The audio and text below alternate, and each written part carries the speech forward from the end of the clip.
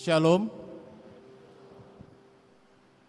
Bapak Ibu, saudara-saudari yang terkasih, selamat datang dan beribadah hari ini Minggu 21 September 2025. Adalah minggu ke-14 setelah Tritinatis dengan tema Tuhan melawat umatnya.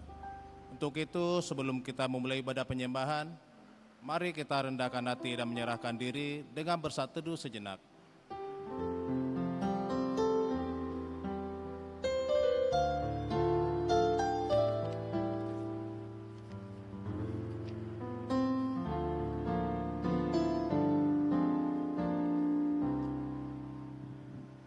Amin. Kita memuji Tuhan dari Gedung Jemaat nomor 21 ayat 1 sampai 2.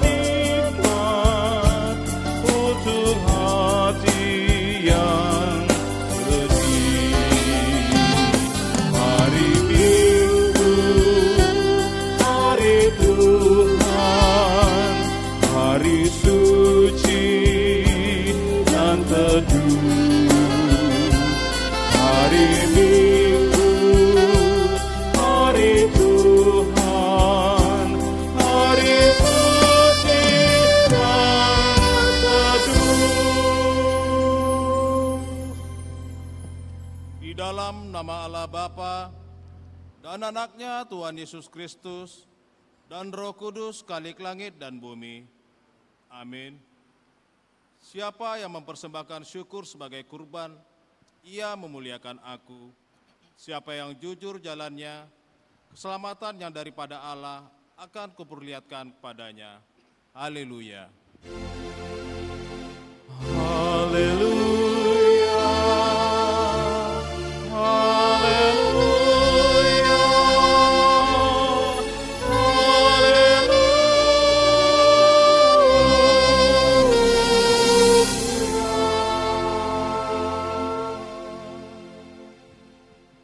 Berdoa. Ya Tuhan Allah yang Maha Kuasa dan Maha Pengasih, kami merendahkan diri ke hadapan-Mu dan memohon kepada-Mu, limpahkanlah kasih-Mu kepada kami, dan terangilah hati kami dengan Roh-Mu, agar kami meninggalkan segala dosa dan pelanggaran. Dan bukalah hati kami untuk menyambut dan mendengarkan firman-Mu yang kudus, supaya firman-Mu berdiam dalam hati kami. Tolonglah kami untuk melakukan apa yang sesuai dengan kehendak-Mu, agar segenap hidup kami menjadi persembahan yang kudus di hadapan-Mu. Di dalam Yesus Kristus Tuhan kami. Amin. Jemaat silakan duduk. Kita memuji Tuhan dari pelengkap Gedung Jemaat nomor 103 ayat 1 sampai 3.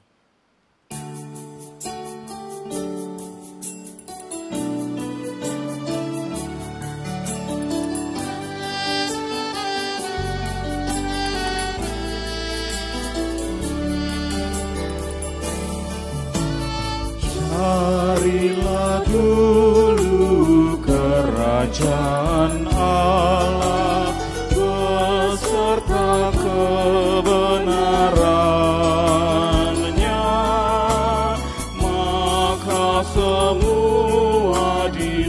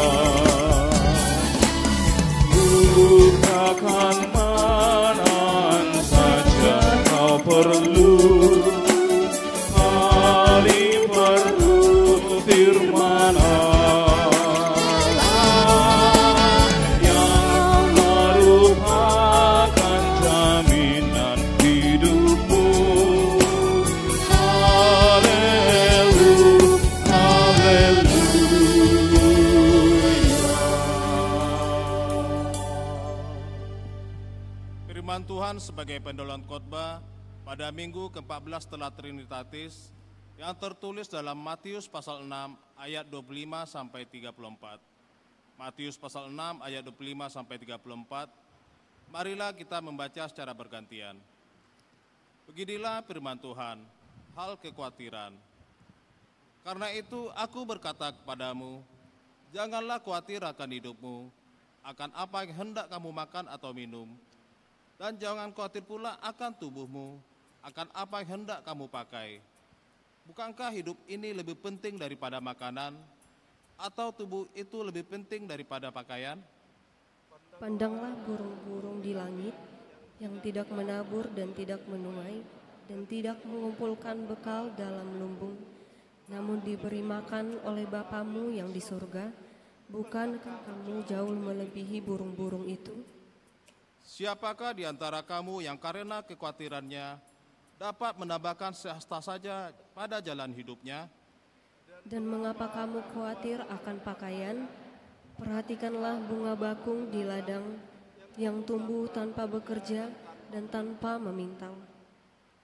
Namun aku berkata kepadamu, Salomo dalam kemegahannya pun tidak berpakaian seindah salah satu dari bunga itu. Jadi jika demikian Allah mendandani rumput di ladang yang hari ini ada dan besok dibuang ke dalam api, tidakkah Ia akan terlebih lagi memandandani kamu, hai orang yang kurang percaya?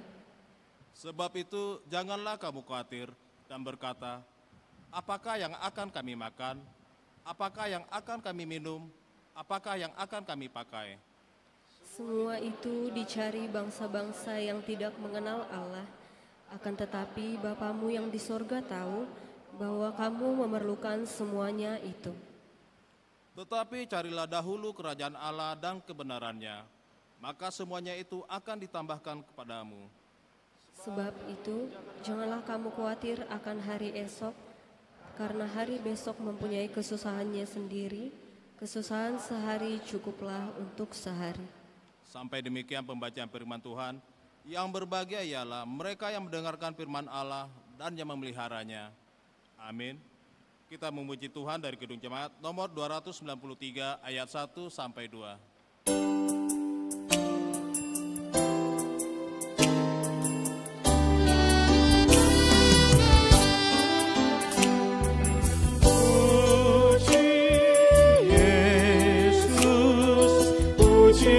Juru selamat, langit bumi maklumkan kasih-Nya. Haleluya, nyanyilah para malaikat, kuasa hormat bila kepadanya. Selamanya Yesus Gembala kita, siang malam kita didukung-Nya. Puji Dia, beritakan keagungan-Nya. Puji Dia, mari bernyanyilah. Puji Yesus, pujilah Juru Selamat. Pada salib dosa dihapuskan, gunung batu dan pengharapan abadi dinyatakan di bukit Golgota.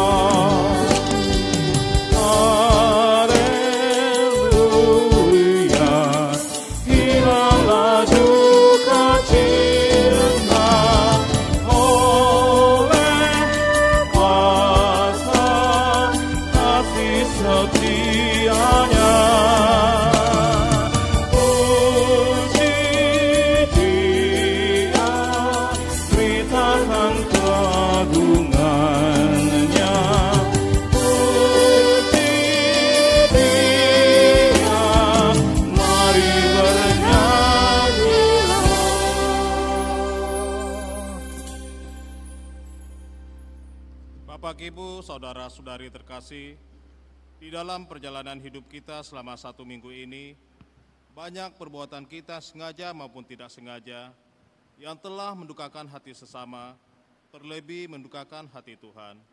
Saat ini, kita diberikan kesempatan untuk mengakui dan menyesali dosa-dosa kita di hadapan Tuhan. Marilah kita berdoa dalam hati kita masing-masing.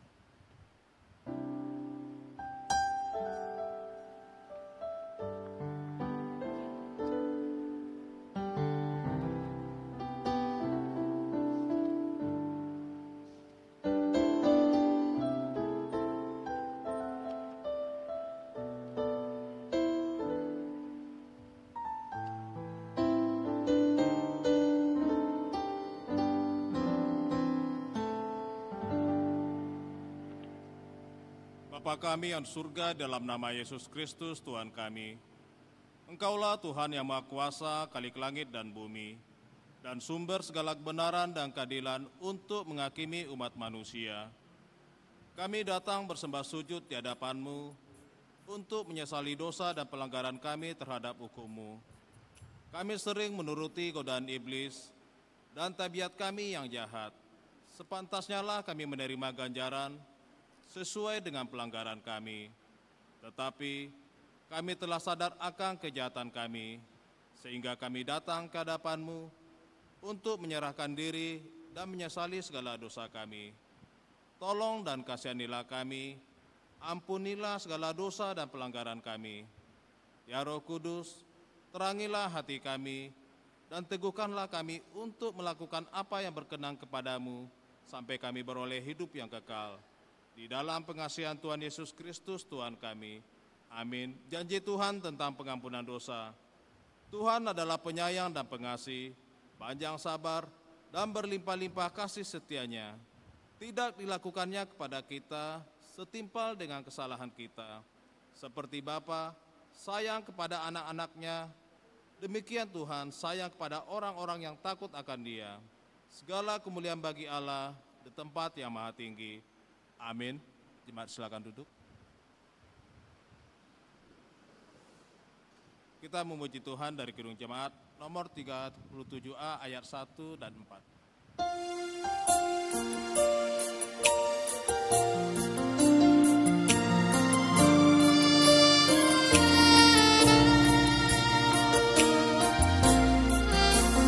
Batu karang yang teguh, Kau tempatku berteduh, karena dosaku berat dan kuasanya mendesak.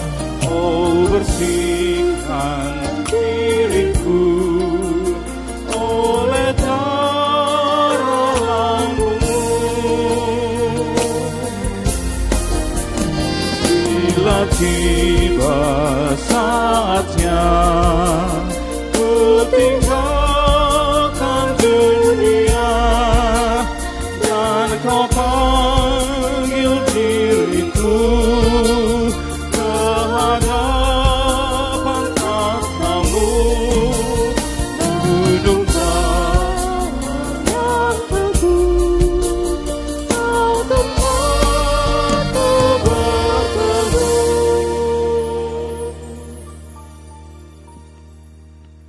Jemaat yang terkasih, marilah kita mendengarkan firman Tuhan sebagai petunjuk hidup baru. 2 Tawarik pasal 7 ayat 14. 2 Tawarik pasal 7 ayat 14. Beginilah firman Tuhan. Dan umatku yang atas namaku disebut, merendahkan diri, berdoa dan mencari wajahku, lalu berbalik dari jalan-jalannya yang jahat. Maka aku akan mendengar dari surga dan mengampuni dosa mereka, serta memulihkan negeri mereka. Demikianlah firman Tuhan. Marilah kita bersama-sama memohon kekuatan dari Tuhan. Ya Allah Bapa kami, berilah kami kekuatan untuk melakukan yang sesuai dengan firman-Mu. Amin. Kita memuji Tuhan dari PKJ nomor 138 ayat 1 dan 3.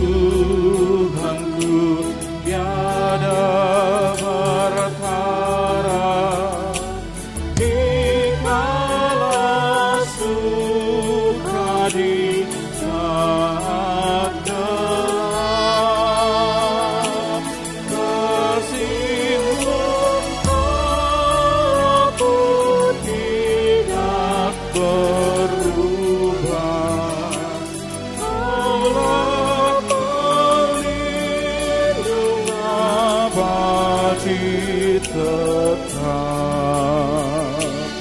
setiamu Tuhanku, mengharu hatiku setiap pagi pertama jelas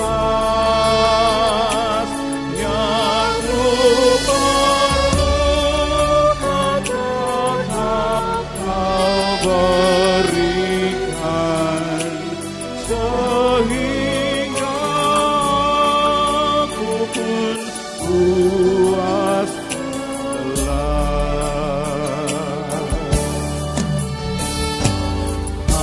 ampunan dosaku, damai abadi,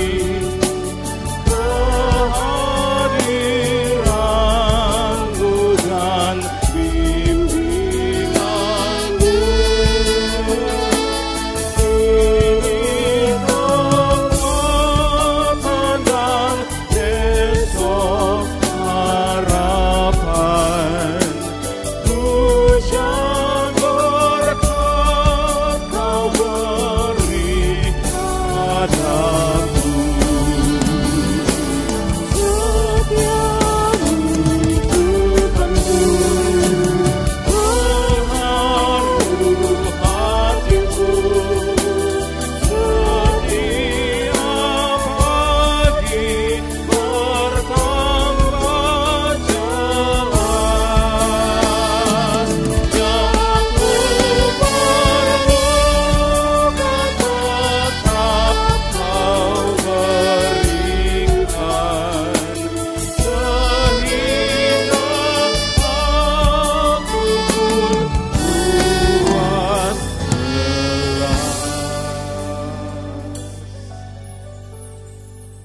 Marilah kita bersaksi, mengikrarkan pengakuan iman kita bersama jemaat pada segala abad seluruh dunia. Bersama-sama, aku percaya kepada Allah, Bapa yang Maha Kuasa, Khalik langit dan bumi. Aku percaya kepada Yesus Kristus, Anak-Nya yang tunggal Tuhan kita, yang dikandung daripada Roh Kudus, lahir dari anak darah Maria, yang menderita di bawah pemerintahan Pontius Pilatus, disalibkan, mati dan dikuburkan, turun ke dalam kerajaan maut. Pada hari yang ketiga, bangkit pula dari antara orang mati, naik ke surga, duduk sebelah kanan Allah Bapa yang Maha Kuasa, dan akan datang dari sana untuk menghakimi orang yang hidup dan yang mati. Aku percaya kepada Roh Kudus, gereja yang kudus dan am, persekutuan orang kudus, pengampunan dosa, kebangkitan daging, dan hidup yang kekal. Amin.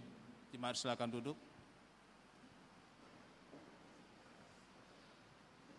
Bapak, Ibu, saudara-saudari terkasih, kami akan bacakan Warta Jemaat 21 September 2025. Pertama, bantuan dana untuk renovasi GKPI Ebenezer Padang Nabidang, lebih tepatnya daerah Labuan Batu Utara.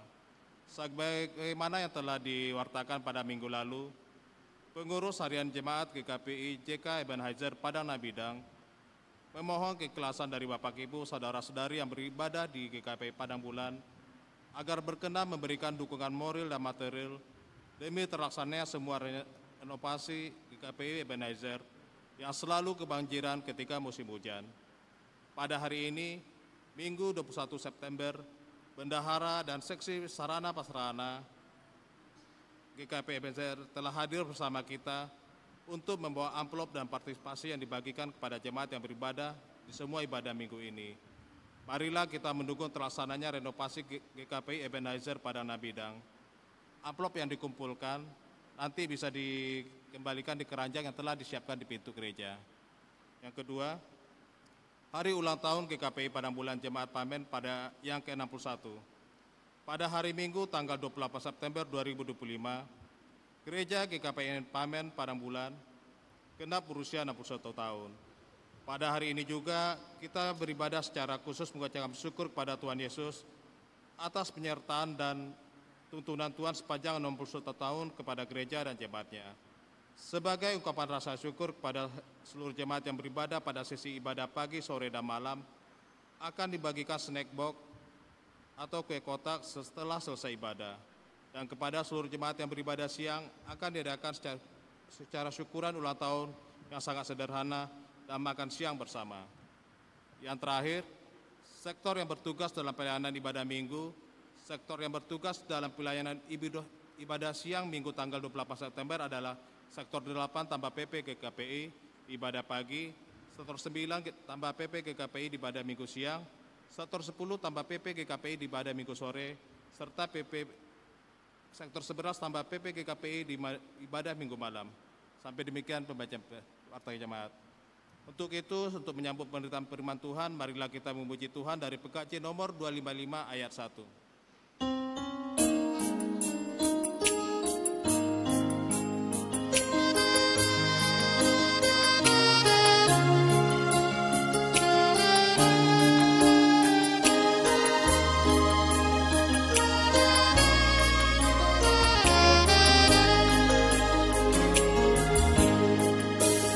Firman-Mu ku pegang selalu, saat duka saat senang, jalan hidup yang akan datang, tangan Tuhan yang memegang.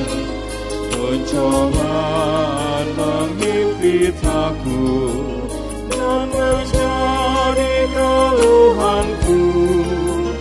Firman-Mu ku pegang selalu, sayapmu tempat berteduh. Firman-Mu Tuhan ku pegang selalu. Hilanglah keraguanku,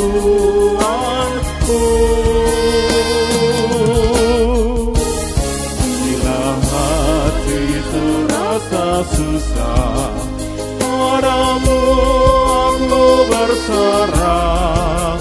Firman-Mu ku pegang selalu, maka amanlah jiwaku.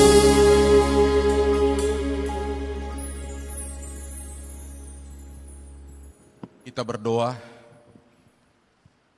Damai sejahtera Allah yang datang kepada kita malam hari ini akan memberi kekuatan dan semangat serta sukacita di dalam kita memahami, menghayati, merenungkan, dan melakukan firman-Nya. Setelah sepanjang minggu kami banyak melakukan pekerjaan, pelayanan, pergumulan, ya Bapa, malam ini kami datang memenuhi undangan-Mu untuk menyerahkan diri kami secara utuh, memberi persembahan yang terbaik, menyampaikan lagu pujian sebagai persembahan kami, dan juga menikmati sajian kebenaran firman. Berilah Roh Kudus-Mu untuk membuat kami mengerti, melakukannya dalam hidup sehari-hari. Dalam Yesus kami berdoa dan bersyukur. Amin. Salam. Satu bagian Alkitab saya akan baca di tengah-tengah kita, Amos pasal 9 ayat 11 sampai dengan ayat 15. Kita yang membawa Alkitab cetak atau elektronik bisa mengikuti pembacaan Alkitab yang saya lakukan. Amos pasal 9 ayat 11 sampai 15, demikian firman berkata, janji mengenai keselamatan. Pada hari itu, aku akan mendirikan kembali pondok Daud yang telah roboh. Aku akan menutup pecahan dindingnya dan akan mendirikan kembali reruntuhannya. Aku akan membangunnya kembali seperti di zaman dahulu kala, supaya mereka menguasai sisa-sisa bangsa Edom dan segala bangsa yang kusebut milikku. Demikianlah firman Tuhan yang melakukan hal ini. Sesungguhnya waktu akan datang, demikianlah firman Tuhan, bahwa pembajak akan tepat menyusul penuai dan penggirik buah anggur penabur benih. Gunung-gunung akan meniriskan anggur baru dan segala bukit akan kebanjiran. Aku akan memulihkan kembali umatku Israel. Mereka akan membangun kota-kota yang licin tandas dan mendiaminya. Mereka akan menanami kebun-kebun anggur dan minum anggurnya. Mereka akan membuat kebun-kebun buah-buahan dan makan buahnya. Maka aku akan menanam mereka di tanah mereka, dan mereka tidak akan dicabut lagi dari tanah yang telah kuberikan kepada mereka. Firman Tuhan Allahmu. Sampai demikian jauh pembacaan kita. Saudara-saudara yang dikasihi oleh Tuhan, topik ini Tuhan memulihkan umatnya menarik. Kalau hari ini kita rata-rata memiliki beban, pergumulan, ekspektasi, dan hal-hal yang demikian. Tanpa ada beban dalam diri kita, kadangkala pemulihan banyak orang berkata, saya enggak butuhkan.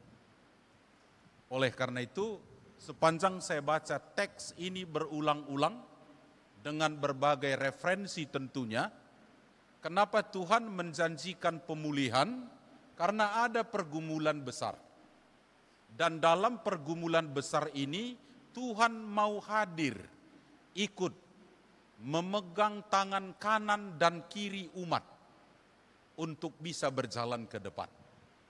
Oleh karena itu, pemulihan bermakna 3. 1, pemulihan personal. Yang kedua, pemulihan hubungan dengan Tuhan. Dan pemulihan hubungan sesama umat, supaya mereka kuat melangkah ke depan. Oleh karena itu, tema pemulihan umat di sini mesti kita respon baru memiliki makna bagi kita. Ini bukan sebuah kata-kata tawaran lalu lengket pada kita, tidak. Kita harus memberi respon kepada Tuhan yang menawarkan janji keselamatan itu. Saya mulai dengan 3 catatan awal. Bagaimana sekalipun ketika teknologi informatika berkembang, rata-rata kita mengidap penyakit jiwa yang disebabkan oleh over information. Mengapa tidak? Waktu saya seumuran dengan Anda orang muda, mesti ku beli buku, beli majalah, atau pergi ke kedai kopi, nonton televisi, baru dapat berita. Jadi informasi terbatas. Sekarang begitu Anda nyalakan handphone, mata masih belum bangun seutuhnya, Shopee. Buka lagi layar-layar kuliner. Buka lagi layar styling of the life. Buka lagi berikutnya, AirAsia promo ke Bangkok. Ini sesuatu yang tidak bisa dinafikan. Maka bisa kita merasa unconvenience healing, perasaan tidak nyaman. Apalagi orang-orang yang suka membanding-banding. Hari ini teman duduknya sebelah kiri agak cantik, minggu depan lebih cantik, berikutnya makin cantik. Kadangkala merkuri pun sebagai obat glowing dan whitening, berlumba-lumba orang membelinya. Itu efek karena unconvenient kita alami. Dan ini enggak mudah. Kita juga tahu persis ketika Alvin Toffler menulis buku The Third Wave, Dia sudah bilang, abad informasi akan terjadi, yang jauh akan semakin dekat, yang dekat semakin merapat. Teknologi komunikasi telah memungkinkan itu. Tapi kenapa kita semakin sulit punya hubungan baik sesama anggota keluarga, sesama satu geng, dan banyak kumpulan yang lain? Salah satu penyebabnya, unconvenient. Gak nyaman kita rasa. Kita sering bilang, sudah capek aku ngomong denganmu, sudah aku kirim WhatsApp, aku kirim ini, gak ada respon. Karena hati lagi tak nyaman, emas pun kau kasih gak ada guna. Baik pun kau buat, gak ada manfaat. Itu yang pertama, betapa besarnya pergumulan kita saat ini.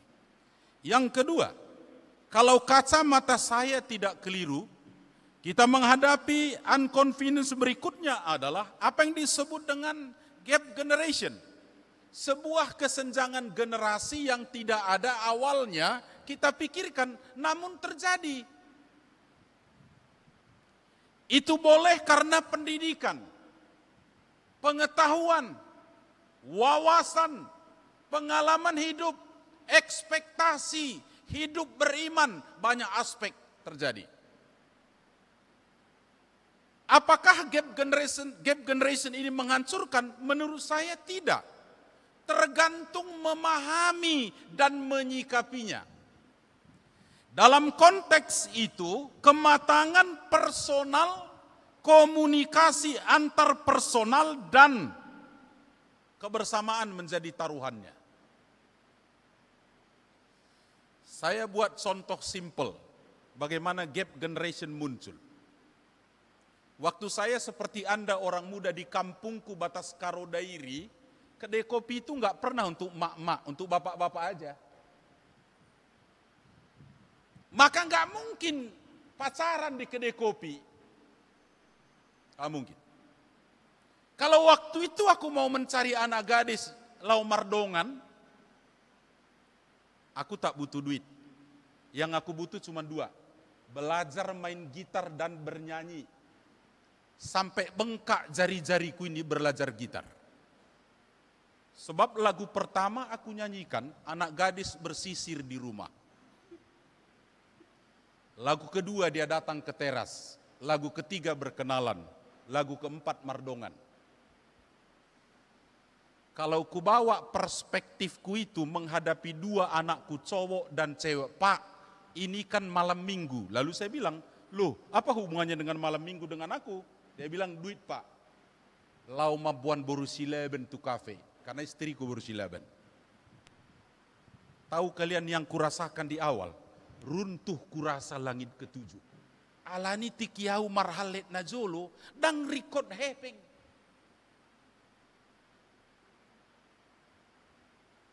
Gak butuh duit.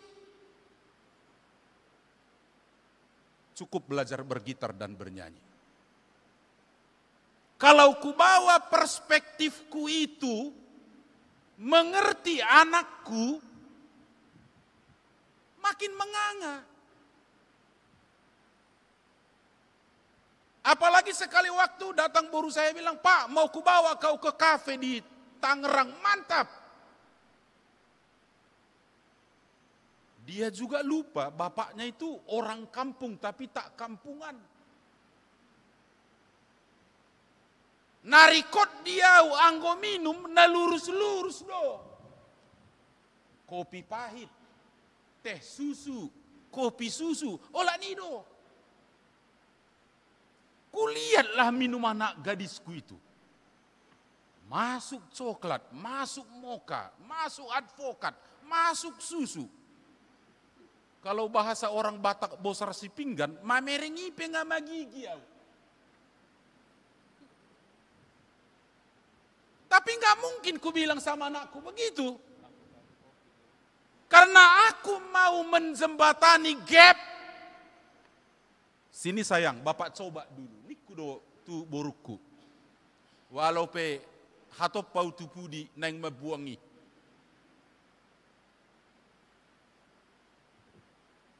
Saya lahir dan berkembang di era manual. Bertemu dengan kalian yang digital. Oma mesti borat. Waktu anak saya kuliah di Pulau Bangka, selalu tanggal 15 ngirim duit. Orang manual seperti aku ini ngerti kalian. Udah ku transfer duit, mesti ku tanya lagi. Kirim bunti transfer, ku telepon lagi. Sudah sampai uang itu bang? Sudah, baru pe songona pos rohaku. Saya pengajar di beberapa STT dan Universitas Pelita Harapan. Dang nasoboi hubuka laptop. Termasuk tablet. Alai dang pos rohaku anggoso print out makalah di mahasiswa. Maka selalu ku bilang, kau mau cepat tesismu selesai, print out. Ku bilang begitu. Kau mau cepat selesai makalahmu, bawa cetakannya ke sini. Persoalannya bukan aku bodoh tentang dunia digital. Dang aman hulala majahai. Mesti ku oret-oret di sini baru puas kurasa. Mahasiswa butuh aku juga butuh mahasiswa. Ini contoh, kalau gap generation ini kita hadapi dengan hati tidak nyaman, no solution. Orang muda akan salahkan orang tua akan salahkan orang muda. Semua kita di sini tak ada masa depan kalau orang tua tak punya anak yang baik. Anak yang baik tak punya masa depan kalau enggak punya orang tua yang mantap. Faktanya begitu. Saya mulai dengan topi ini. Maunya kita dipulihkan itu pertanyaan saya dulu. Kalau ngototnya kita didiri dengan sikon masing-masing, dangadong alusna. Satu pergi ke kiri, yang lain pergi ke kanan, mabain dalanna masing-masing. Itu yang terjadi di teks ini. Kenapa Tuhan mau memulihkan? Karena kerajaan Israel Utara, di mana Amos menjadi nabi, secara ekonomi tumbuh bagus. Sistem pertahanan militernya mantap.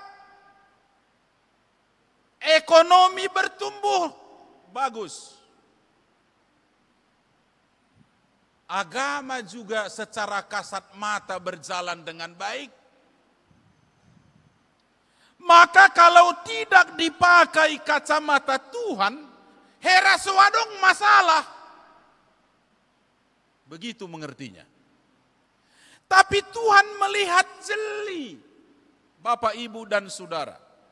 Di tengah kemakmuran dan kenyamanan dalam tanda petik, persoalan terbesar adalah diskriminasi, ketidakadilan, pemerasan, penindasan. Dan ini menurut Tuhan akan meruntuhkan kerajaan besar itu. Kalau tahun 750 sebelum Masehi, Yerobeam kedua menjadi raja dalam sejarah, 28 tahun ke depan, 722, kerajaan ini betul-betul hancur oleh bangsa Asyur. Maka Tuhan katakan, kamu jangan ngotot. Saya akui ekonomi tumbuh, sistem pertahanan mantap, cara beribadahmu juga oke. Tapi kalau kau tidak melakukan apa yang aku harapkan, Tuhan bilang aku hukum kau supaya bertobat. Maka dalam pasal 1 sampai 8, rancangan penghukuman yang Tuhan sampaikan. Di pasal 9 ini, dia buka perspektif baru. Oleh kasih setianya, oleh kepeduliannya, oleh kasihnya, oleh kebaikannya, dia ajak umat ini berdamai. Selagi kalian masih mau berubah, saya mau pulihkan. selagi kalian mau berubah, saya mau angkat kamu. Selagi kalian mau berubah, aku akan patenkan kalian tinggal di sini sebagai simbolisasi kekekalan. Artinya bahwa apa yang kita tahu tanpa Tuhan adalah sebuah problem hidup yang serius, yang harus segera dijawab dan dipulihkan.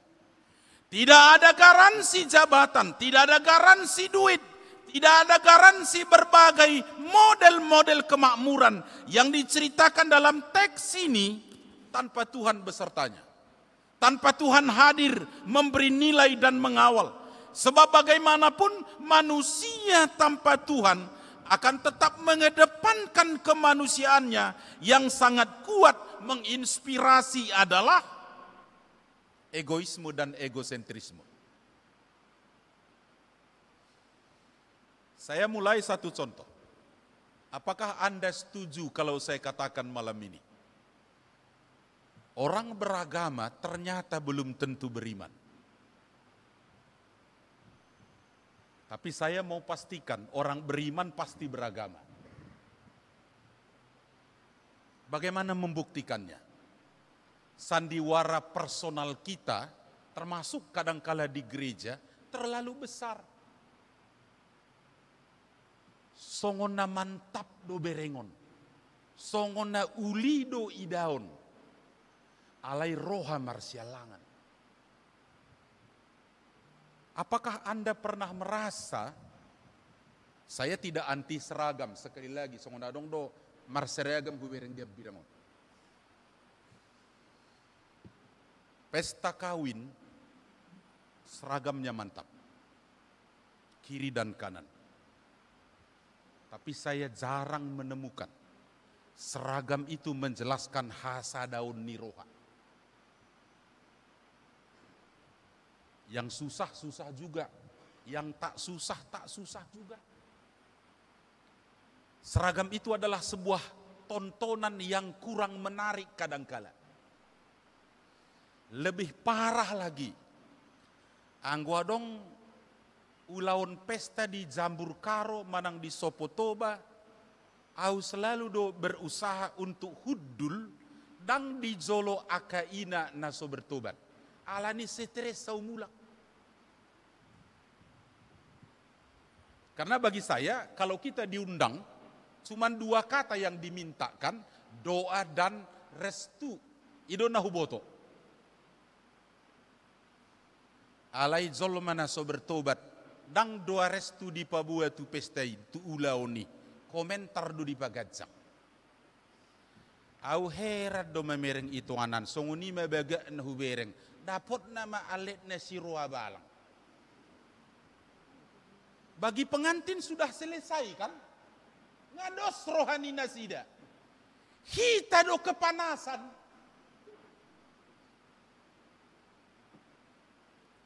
Mulak sian pesta dan perdalanan ni ulau ni dibahas.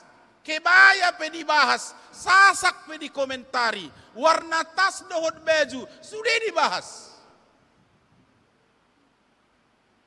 Saya terus terang. Enggak enjoy saya dengan pola pikir begitu. Kadang-kala di gereja juga begitu. Sepertinya kita semua anti dengan kritik yang sehat, anti dengan saran, anti dengan upaya-upaya perbaikan. Selalu kita melakukan serangan-serangan yang bersifat pribadi. Dalam sebuah Natal Oikumeni saya hadiri, ang 50 alak marid de jolo.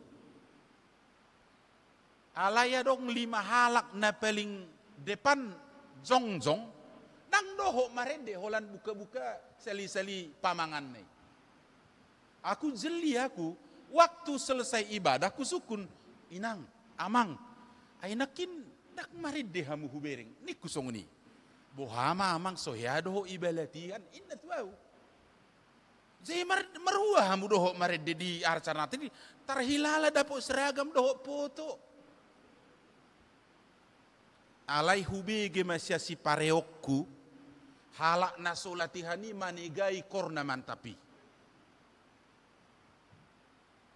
Karena orang latihan bulan 10, 11, 12, lagu 1, 2, 3, 4 jelas.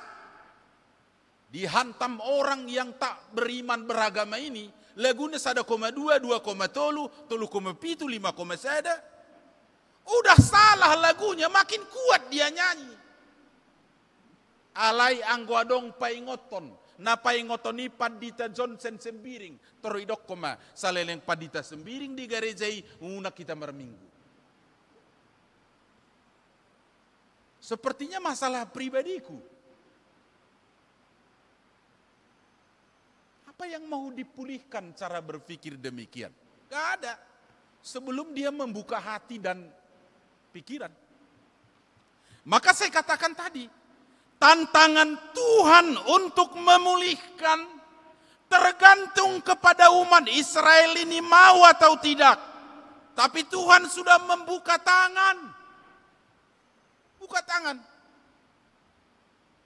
Artinya, kalau tidak ada respon yang positif, tadi sudah saya buat kesimpulan, kalau tahun 750 sebelum Masehi, nubuat ini disampaikan Amos 28 tahun kemudian. Kerajaan ini dihancurkan oleh orang-orang Asyur. Betul kata Tuhan. Pertanyaannya, mengapa kita hancur berantakan dulu? Kalau masih Tuhan beri kesempatan untuk berubah, dipulihkan. Itu pertanyaannya di sini. Apapun yang menjadi problem kita. Apakah itu masalah personal yang menyangkut masa lalu yang selalu menghantui? Tuhan katakan pulihkanlah sebab engkau terganggu. Relasimu dengan aku terganggu, orang lain terganggu. Dalam berbagai studi empirik yang dilakukan, mereka yang pernah trauma, mereka yang pernah sakit hati, mereka yang mengalami kepahitan, sebelum itu disembuhkan. Selalu yang pahit-pahit dia cerita walaupun hidup ini manis. Maka sebetulnya dari segi logika Alkitab, nggak ada bahasa patah hati. Kalau perspektif iman dibuat, nggak ada patah hati. Kenapa? Kenapa nggak kita gumuli sesuatu yang berat itu dengan mengandalkan katakanlah cakrawala pikiran Tuhan? Saya tentu tidak mengajari orang muda playgirl atau playboy, enggak itu maksud saya. Dari perspektif kedekatan dengan Tuhan, anggo suatu saat aletmu mengirim WhatsApp Tuhan mandokon, putus kita bang, putus kita dek, terlangsung dibalas puji Tuhan.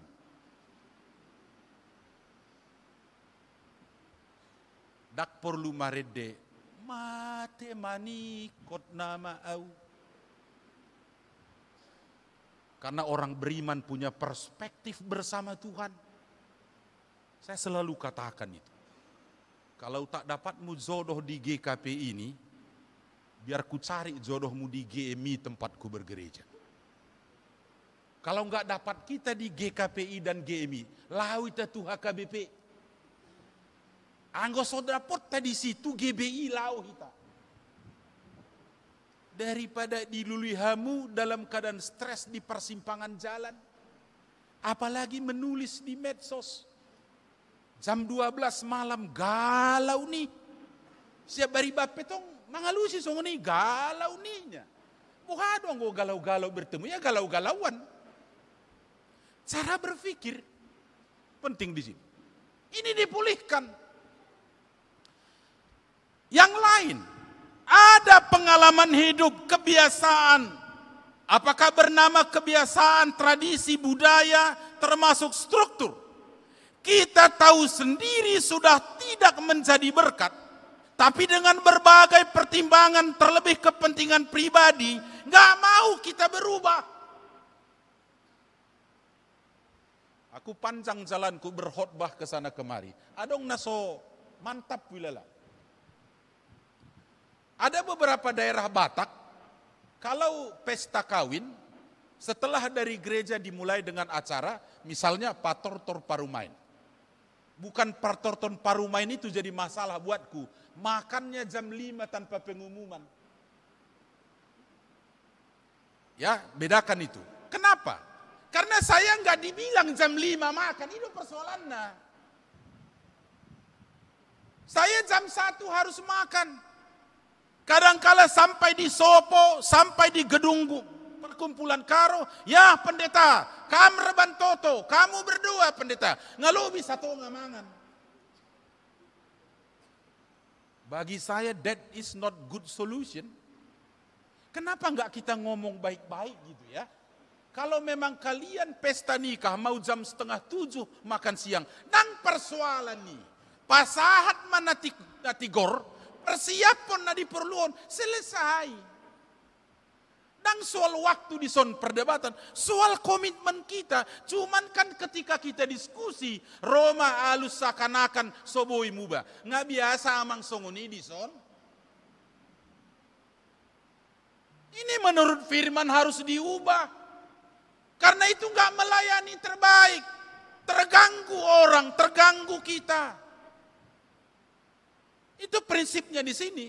Maka proses pemulihan yang Tuhan harapkan, mulai kita dengan Tuhan dulu, maka semua akan bisa pelan-pelan diubah. Kenapa? Karena perspektif kita bukan saja perspektifmu dan perspektifku, kita bawa perspektif Tuhan. Maka perbedaan itu akan lebih mudah dicairkan. Sebelum tahun 2000, Bapak Ibu dan teman-temanku orang muda, kalau di gerejaku waktu itu menikah beda gereja, atau menikah beda suku, ngastres sau parjolo anggota tahun 90-an. Karena semua orang ngotot. Ikon dihami do amang pesta, ikon dihami amang songonon, dibangun argumentasi. Benar juga. Tapi saya ikuti dengan bijak. Tahun 2000 ini, dan adong perdebatan na margajang-gajang taringot tusi. Torodo parboru manang para anak buado eda anggo dihamu martupol dihami pamasu-masuon. Ido tabona namar Kristenon. Anggo adat Karo tabain pagi tu siang. Adat Toba mas siang tu sore. Anda bisa tangkap itu makna pemulihan. Kalau dulu enggak, semua orang ngotot supaya di tempatnya pesta. Supaya yang datang ini dianggap kelas 2. Bergeser. Ini juga bagi saya sebuah perubahan yang penting dalam gereja dan masyarakat kita.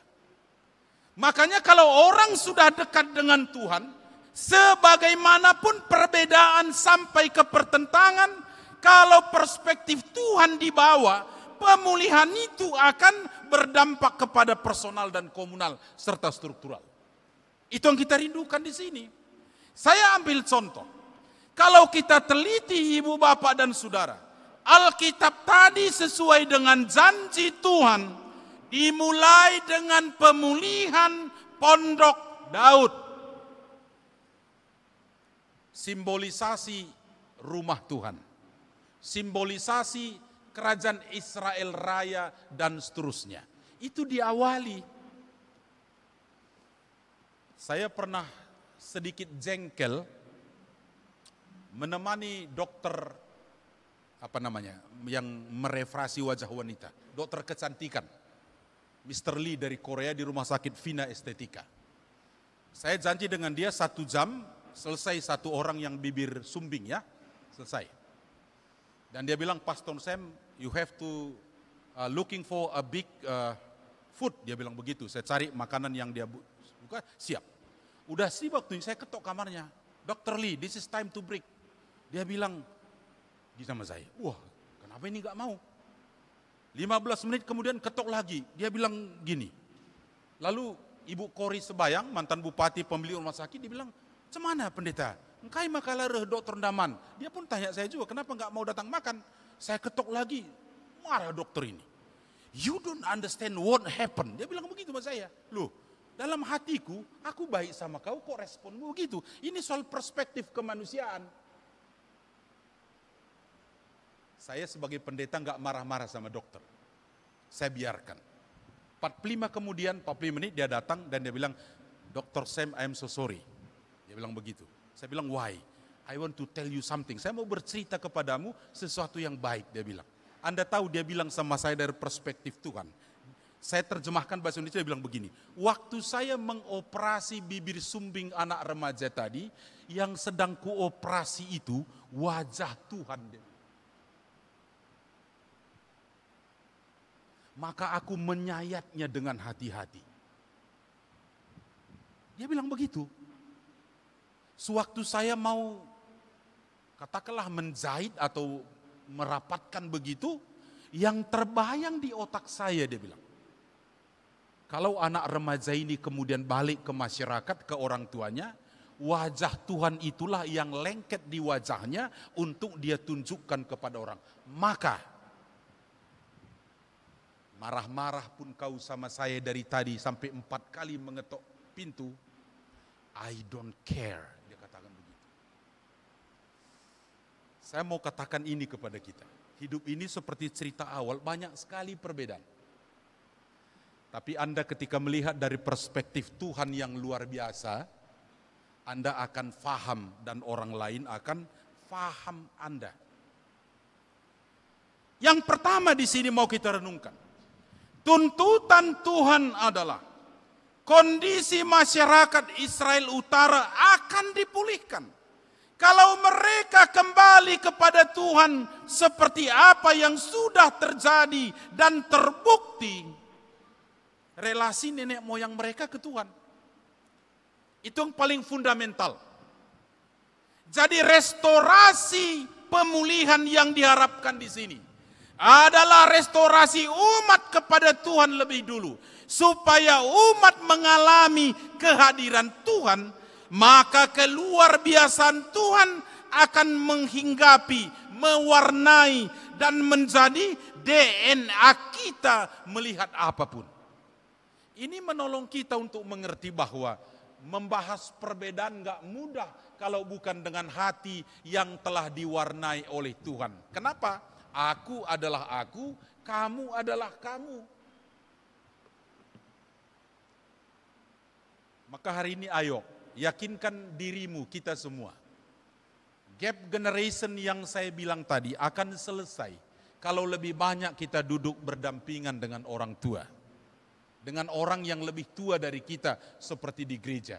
Orang muda menyingkirkan orang tua menyingkirkan orang muda, sama-sama melarat kita sekarang dan ke depan. Pakai perspektif Tuhan untuk melihat itu. Maka kalaupun ada perbedaan pandangan, ada pertentangan, ada kritik konstruktif, kita enjoy dan melihat. Mungkin ada rencana Tuhan di balik yang indah ini. Yang kedua, karena pelaku daripada suara Tuhan di bumi adalah person. Maka saya katakan tadi, pemulihan personal sebagai efek daripada kekacauan dalam hidup, ketidaknyamanan, trauma, luka batin, patah hati, apapun istilahnya, akan disembuhkan dalam pergaulan kita dengan Tuhan. Jadi jangan tempuh cara yang tidak bijak, apalagi konyol menghadapi problem. Dengan ada hubungan ni narkoba dohot parhaletan. Saya mau bilang hari ini. Toe ma, tador duguk ma, minuman sian Rusia on. Asa sonang tahilala. Dengan ada hubungan na. Masalah cinta hanya bisa dijawab dengan cinta, bukan dengan narkoba. Kalau Anda memang mau pintar, mau jago, mau luar biasa, nggak ada cara lain kecuali belajar, nggak ada cara lain.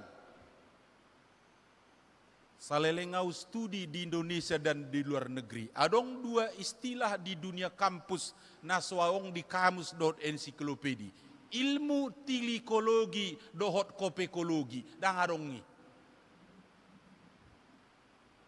Gak ada.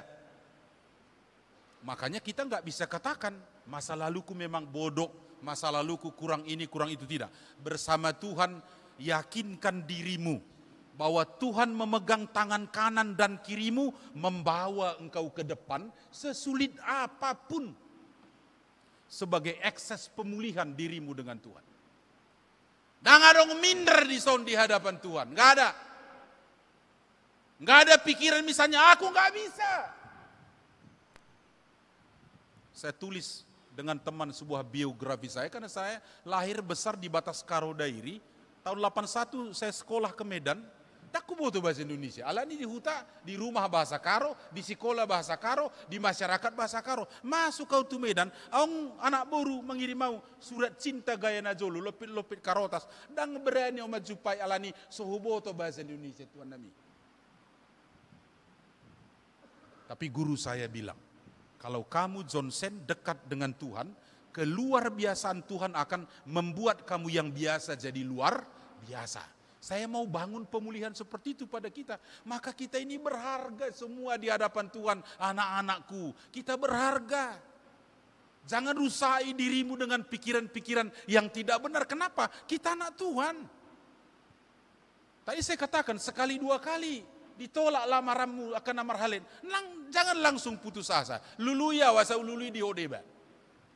Daripada kalian menempuh cara-cara yang tidak benar dengan alasan ngaloja biar apa ditanami.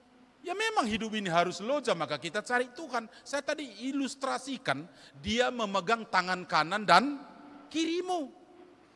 Ilustrasinya simple. Kalau waktu kecil kita ditakut-takuti orang, dikejar-kejar orang, dimarahi orang. Setauku cuma dua kita cari, ayah dan ibu. Setelah bapak dan mama pegang tangan, songo dia pe aloi balgana, songo dia pe alotai ngirina. Ini udah tuh mana? Kenapa? Sudah ada bapak mamaku di sampingku. Jangan dong biar tina huyau. Gitu. Makanya anak Tuhan harus begitu yang dipulihkan. Ngapain kalian berdoa dan mengatakan Allah Maha Tahu? Apa nyontek dotong? Nggak ada gunanya. Allah Maha Baik. Apa yang nauli taula? Nggak ada gunanya. Kita bilang lagi Allah luar biasa. HP selalu hitam minder, nggak ngefek. Apalagi tiki kebaktian kampus hampir runtuh gedung marhaleluya. HP wong paru kilon halelupa. Dak pemulihan guarna zongoni. Makanya harus kita jawab pemulihan Tuhan itu. Biar dirimu diubahkan. Maka ingat DNA Tuhan yang semua ada pada kita untuk maju ke depan. Itu yang ditanam oleh Amos di sini. Yang ketiga, pemulihan nama ngihut nama dung terjadi perbaikan relasi dohot Tuhan dan relasi secara interpersonal. Maka tadi Tuhan tidak langsung bilang, ku kasih kau anggur, enggak itu dulu. Pondok Daud dulu dibolo, diperbaiki. Supaya umatnya baik. Tapi sayang saya katakan dalam sejarah, Israel Utara gagal. Sedih dalam sejarah. Laki-laki Asyur dikawinkan dengan perempuan Israel Utara. Sebaliknya juga begitu, maka orang Samaria dalam sejarah dianggap suku yang tidak jelas identitasnya. Itu bayarannya. Karena enggak mengikut Tuhan. Yang ketiga Bapak Ibu, pemulihan yang terjadi oleh karena kedekatan kita dengan Tuhan, dengan diri sendiri dan sesama, maka Tuhan katakan, aku tidak akan mengangkat kau lagi dari sini. Dalam berbagai terjemahan Alkitab katakan, Allah menganugerahkan prinsip-prinsip kekekalan bagi orang yang telah dipulihkan oleh Tuhan dan sesama. Artinya apa? Dimanapun kita tinggal dan bertindak. Kalau Tuhan sudah titipkan itu kepadamu. John Calvin pernah berkata, apapun yang kamu akan lakukan, itu adalah amanah dari Tuhan. Kalau itu yang terjadi, saya mencoba berimajinasi. Betapa indahnya hidup sebagai orang percaya. Karena kemanapun saya pergi, saya melakukan amanah Tuhan. Kalau besok barisan kanan ini dipanggil gerejamu, ngajar sekolah minggu, dalam hatimu bilang, tung songo dia pe paru kilo naro tueu. Aku mengajar sekolah minggu karena amanah dari Tuhan. Kalau besok kalian jadi penatua baris tengah ini, dak saya mulus hasil tua unon, ada perbedaan pandangan. Katakan, saya melakukan amanah Tuhan. Besok kamu jadi seorang ASN, pegawai perusahaan, atau wira swasta, atau apa saja pekerjaanmu. Dalam hatimu katakan, itu amanah dari Tuhan. Maka pasti hidup kita akan menjadi berkat dalam pekerjaan. Ini yang Tuhan rindukan. Maka saya katakan tadi, kemajuan ekonomi, kemantapan militer dalam kisah ini tidak merupakan garansi karena tidak ikut dengan Tuhan. Yang terakhir ibu bapak dan saudara, yang menarik di sini adalah kalau mereka sudah dipulihkan, Tuhan katakan, suku-suku bangsa lain akan menjadi bagian darimu. Artinya melalui hidupmu lah yang sudah diberkati, yang sudah dipulihkan, orang lain akan mendapatkan berkat dan pemulihan. Karena kamu telah aku temukan dalam hal demikian. Dalam sebuah mission consultation saya ikuti 2010 di London, ada ungkapan begini dalam misi dan kesaksian. The Christian people is the golden bridge of the mission. Orang-orang percaya adalah jembatan emas dalam bermisi dan memberitakan Injil. Saya setuju. Kalaulah tadi kita mengatakan tugas apapun yang aku dapat dari siapapun untuk melakukan yang baik, kalau aku terima dari amanah Tuhan, aku pasti melakukannya terbaik dan orang lain akan menemukan makna kehadiranku yang bahasa Injil disebut garam dan terang. Orang sekelilingmu akan berkata, itu taunya ku susah kau, dosenmu susah kau jumpai, dosen pembimbingmu. Tapi Margaret di gereja serius doho hubereng. That is big point. Saya dari dulu mencari kalau ada di gereja pengumuman minggu. Tarajalo do hamuliateon sian boru sembiring. Alani baru putus cinta. Dangan oke dapat tuh. Selalu dalam keberhasilan kita memuji Tuhan. Dalam kesusahan tidak. Kita akan diberkati saudara-saudara. Kalau ada seorang bapak, seorang ibu yang menjalankan usaha lagi tumpur. Tapi rosternya di gereja tetap dia lakukan dengan baik. Kenapa? Dia mengandalkan Tuhan. Ada anak gadis atau anak lajang sudah bersusah-susah antar pulau, antar provinsi, belum dapat jodoh. Tapi tetap dia setia kepada gereja Tuhan.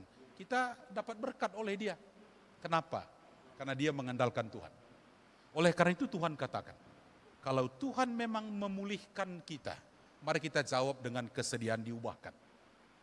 Maka pasti semua akan ikut dipulihkan oleh karena kita adalah subjek dari firman yang menerimanya. Kita berdoa. Terima kasih untuk waktu yang Tuhan beri bagi kami malam hari ini. Kami mendapat kesempatan menikmati sajian firman melalui tema yang disusun oleh gereja kami. Dalam menjalani kehidupan mengejar ekspektasi, dalam berjuang menyelesaikan pergumulan hidup, cobaan dan godaan. Sekali-sekali kami terjatuh, ya Bapa. Sekali-sekali kami tidak percaya diri. Sekali-sekali kami merasa tidak berguna. Bahkan kadang-kala kami sulit untuk bangkit. Malam hari ini Engkau menawarkan pemulihan kepada setiap insan yang beribadah di gereja ini. Kami pernah mungkin dikecewakan. Kami pernah sakit hati, kami pernah merasa ditipu, kami pernah merasa diabaikan, dilecehkan, didiskriminasi dengan tekanan-tekanan struktur kebiasaan dalam hidup yang membuat kami tidak menemukan percaya diri dan potensi dalam diri kami. Malam hari ini firman-Mu berjanji untuk memulihkan kami Bapa. Biarlah setiap insan malam ini menghadap kepadamu dalam doa untuk mengungkapkan masa lalunya yang gelap kepada Tuhan dan meminta dipulihkan oleh Engkau yang luar biasa menghadapi persoalan kami yang sangat besar, pribadi lepas pribadi. Kadangkala kami rindu sebagai seorang reformator sejati Bapa, di rumah kami, di gereja kami, di tengah-tengah bangsa dan negara kami. Kami mengalami benturan-benturan yang serius, bahkan kadangkala kami memilih untuk menyerah. Tapi ketika kami rasakan itu, Tuhan menyertai. Engkau akan memberi kami roh kebijaksanaan untuk terus berjuang dan berjuang. Sampai pemulihan struktural itu boleh terjadi. Sehingga kami bisa melangkah ke depan. Kadangkala mindset kami, pengalaman kami, opini kami, kebiasaan-kebiasaan hidup, banyak yang kami pelihara untuk memelihara egoisme dan egosentrisme kami. Membuat kami tidak mampu menatap suara Tuhan dengan jelas untuk kami kerjakan. Malam ini kami pribadi lepas pribadi curhat kepada Tuhan dan mengatakannya kepadamu apa sesungguhnya yang menjadi problem masa lalu kami kepadamu, karena kami mau dipulihkan dan bergerak bersama ke depan ya Bapa. Kami rindu setiap anak Tuhan yang hadir di sini boleh dipulihkan oleh firman dan kekuatan roh-Mu, supaya kami betul-betul mengalami rasa damai sesama kami, terlebih-lebih dengan Tuhan. Malam hari ini kami semua disuguhi satu pergumulan yang sangat besar untuk membangun GKPI Padang Nabidang. Hamba-Mu berdoa supaya setiap orang memberikan doa kepada Tuhan agar proses pembangunan berjalan dengan baik. Mereka yang sudah diberkati akan membagi berkat untuk pembangunan gedung gereja ini. Kami percaya bahwa Padang Nabidang adalah bagian dari kami dan kami menjadi bagian daripada pergumulan mereka untuk mensukseskan proses pembangunan rumah Tuhan ini.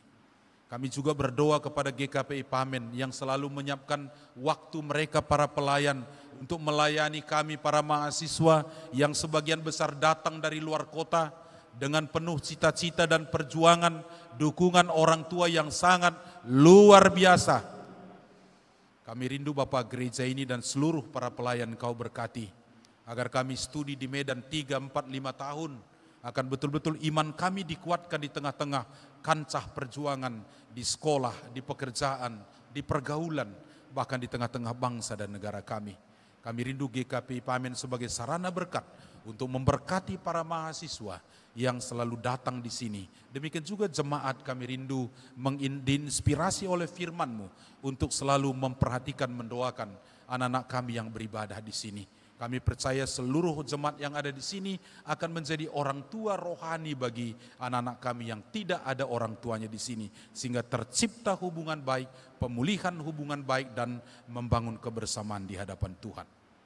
Kami berdoa Bapa di sorga untuk sebentar lagi persembahan yang kami beri. Biarlah yang terbaik kami beri sebagai ucapan syukur kepadamu. Melalui anak-Mu Yesus Kristus kami berdoa dan mengucap syukur kepadamu. Haleluya. Amin. Kita kembali memuji Tuhan.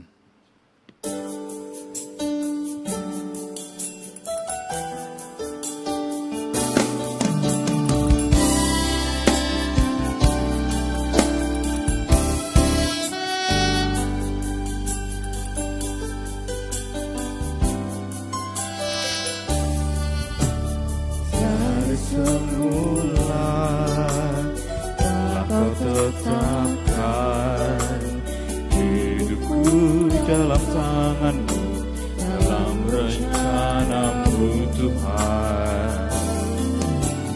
Rencana indah telah Kau siapkan bagi masa depanku yang penuh harapan.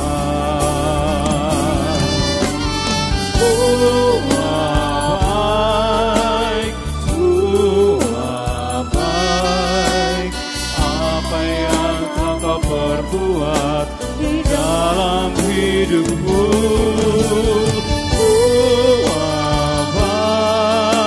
sungguh teramat baik. Kau jadikan hidupku berarti. Semua baik kita nyanyikan.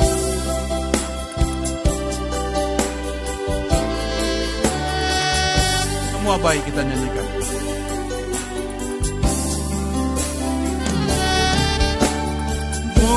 Semula telah kau tetapkan hidupku dalam tangan-Mu, dalam rencana-Mu Tuhan.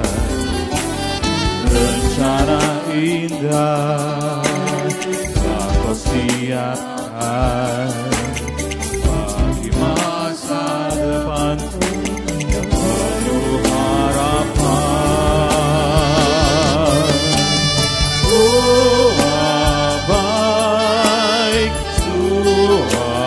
Baik apa yang telah kau perbuat di dalam hidupku.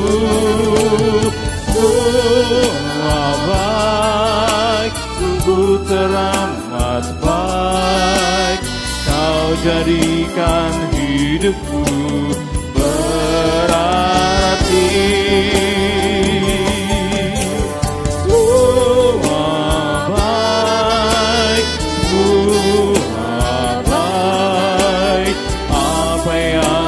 Kau berbuat di dalam hidupku.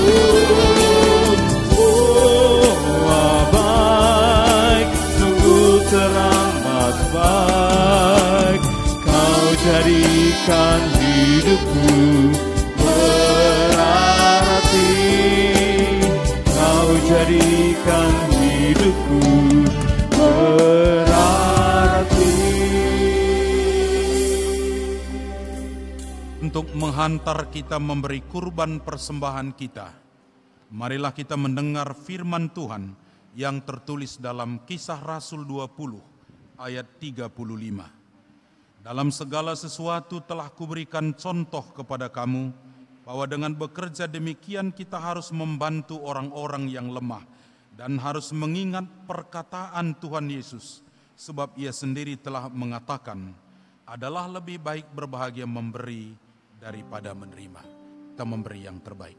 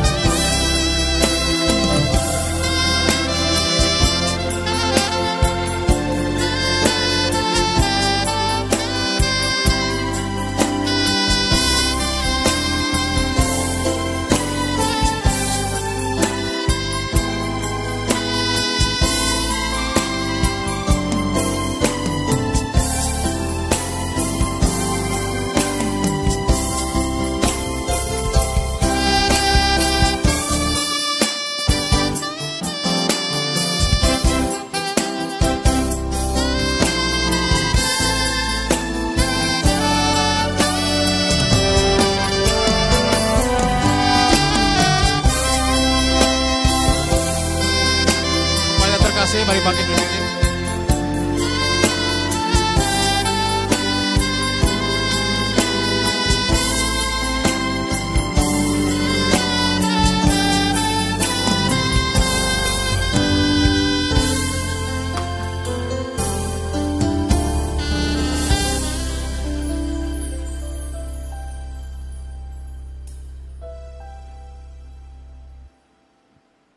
Kita berdoa.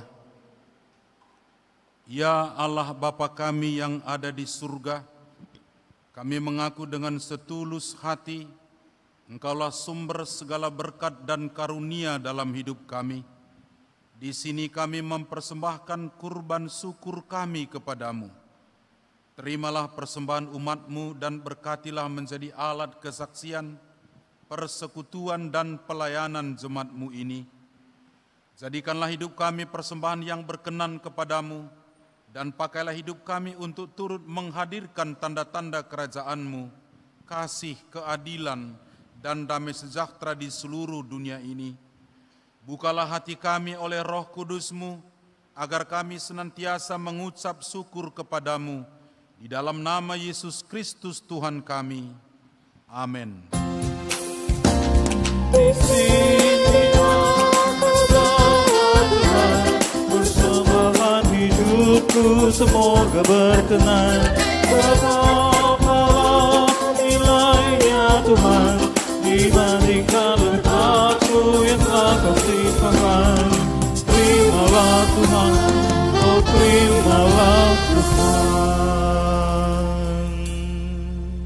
Bapa kami yang di sorga, dikuduskanlah namamu, datanglah kerajaan-Mu, jadilah kehendak-Mu di bumi seperti di surga.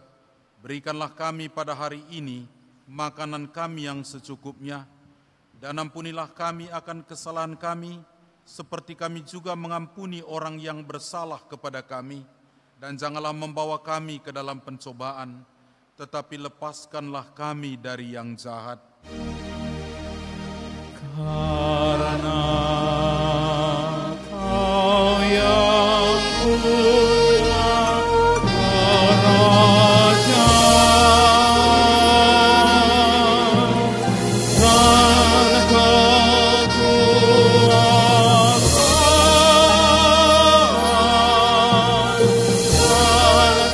dan kemuliaan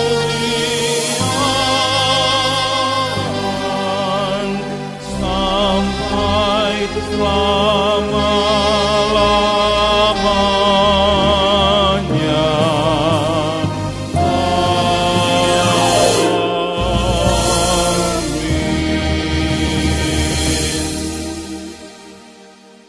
Tuhan memberkati engkau dan melindungi engkau.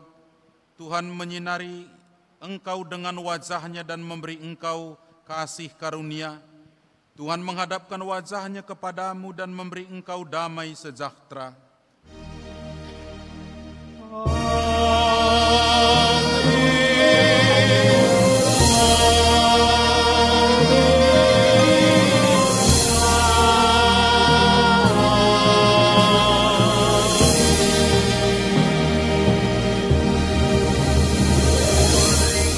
Tuhan memberkati kita semua.